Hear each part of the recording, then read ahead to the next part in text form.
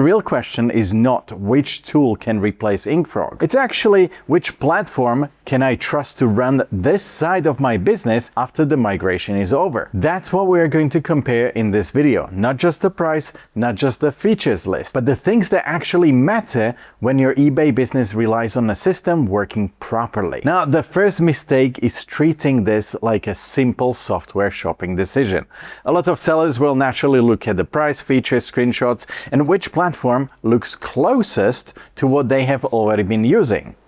And that makes sense, especially when there's a deadline and you just need to move on. But serious sellers have to judge this differently. If eBay is not a small side hobby, then almost any simple listing tool might be fine. But if you're managing a lot of listings, regular revisions, images, drafts, inventory, templates, bulk edits, or even multiple workflows, the platform is no longer just a convenience. It becomes part of your operating system. It sits right in the middle of your business. Your listings, inventory, workflow, everything related to it depends on it working properly. So the goal is not just to find something that looks like InkFrog. The goal is to choose a backend that protects what you already have, what works, reduce the friction that was slowing you down, and it gives you a lot more control after the move is finished. That's the standard of serious sellers. The first practical thing to compare is migration safety. If you're leaving InkFrog, you need to think about everything you already have inside it. Active listings, embedded listings, drafts, images, templates, descriptions, listing data, inventory structure, and your day-to-day process that you have already built around it. A lot of sellers see the word import and assume that solves the problem. But does it? Importing data is only the beginning. The real issue is what condition your business is in after the data has been moved. Can you still manage your listings properly? Are your images where they should be? Are your drafts preserved and in a usable way? Are your templates still useful? Can you actually find and organize your listing data, or are you going to spend days cleaning things up manually? That's the part that sellers need to be careful with, because migration is not just a technical task, it's an operational risk period. If something goes wrong, you're not just dealing with a small inconvenience. You could end up with broken workflows, disorganized listings, missing images, lost time, and store that suddenly takes much more effort to manage than it did before. This is where WonderLister becomes worth comparing it seriously. The point is not just that WonderLister can act as another place to manage eBay listings. The point is that sellers need a system that helps them move into a more controlled backend where listings, images, drafts, inventory, templates, and workflow can be managed with confidence after the move. This is the standard, not just can I move my listings today. Focus on things like, can I move without damaging the way that my business operates? The next thing to compare is what happens after migration.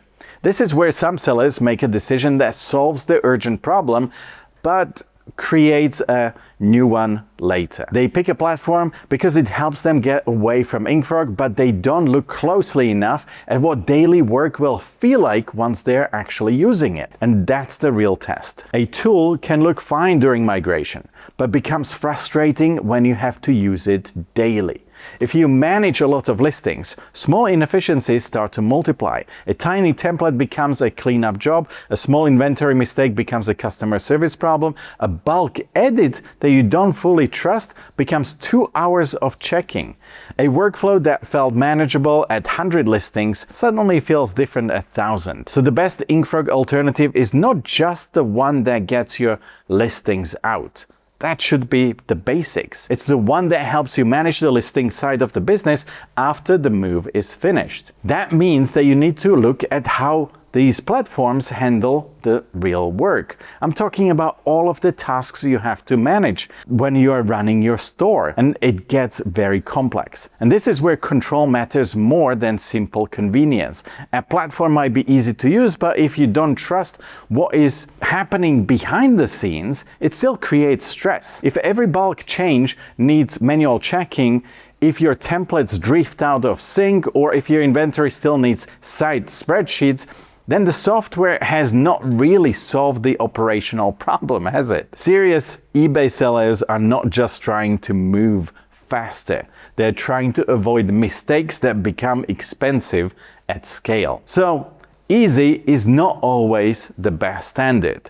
A better standard is, can I trust the system when the work gets complicated? Price obviously matters.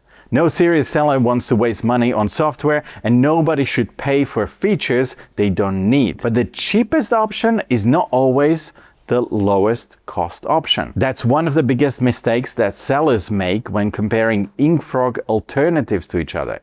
They look at the monthly fee and assume the cheaper tool saves money. But that's only true if the cheaper tool does not create hidden costs somewhere else. Because software cost is not just the subscription price. Sure, that matters, but it's the time spent cleaning up listings. It's the time spent checking things manually. It's the stress of not trusting bulk changes. It's the cost of inventory mistakes, broken images, handling duplicate work, poor organization, and rebuilding your templates. And there's another cost people forget, and that's cost of choosing again later. If you pick something now just to escape InkFrog, but 6 months from now you realize it cannot really handle your workflow, you end up going through another tool transition all over again. That is expensive, even if the monthly price looked cheap. So instead of only asking what the software costs per month, look at what it costs to operate it. How much manual work does it remove? How much cleanup does it prevent? How much confidence does it give you when making changes across your store? And will you still want to use it once the InkFrog deadline is no longer the main issue? That's the real cost comparison. Because if eBay is a serious revenue channel for your business, your software is not just a monthly fee. It's part of an operating system of your business.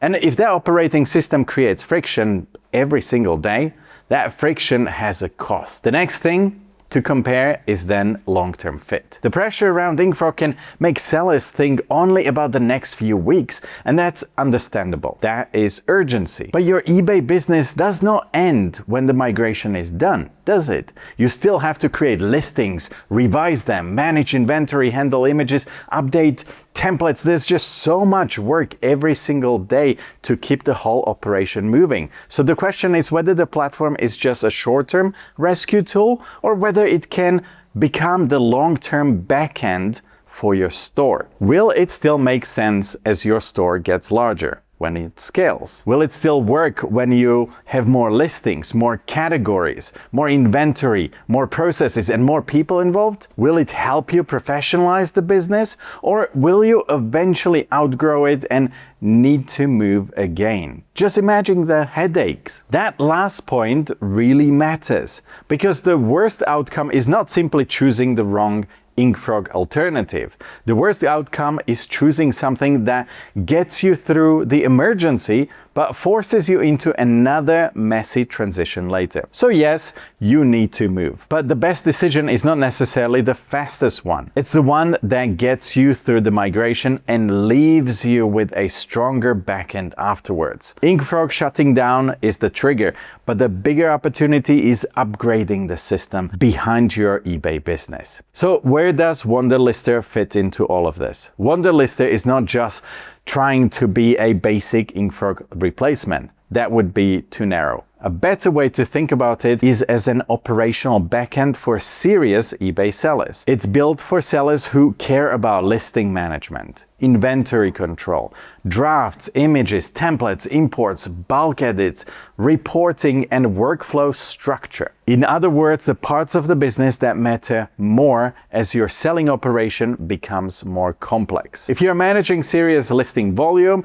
if you're worried about migration safety, if you have a large image library or rely on drafts and templates, if you make bulk changes, or if you want a backend that you can trust beyond InkFrog shutdown, then WonderLister should be on your shortlist. And the best way to compare it is not by staring at a generic feature chart. The best way is to test it for yourself. So use your own listings. Think through your own inventory process. Look at your own templates, drafts, images, and daily tasks. That is where you will see whether the system actually fits. Not in a marketing claim, in a way it handles the real work your business actually depends on. So, if you're comparing InkFrog alternatives, keep the checklist simple. I know I've mentioned it a number of times, but WonderLister is built for serious eBay sellers who need more than a basic replacement. So use the link below to start a 15-day free trial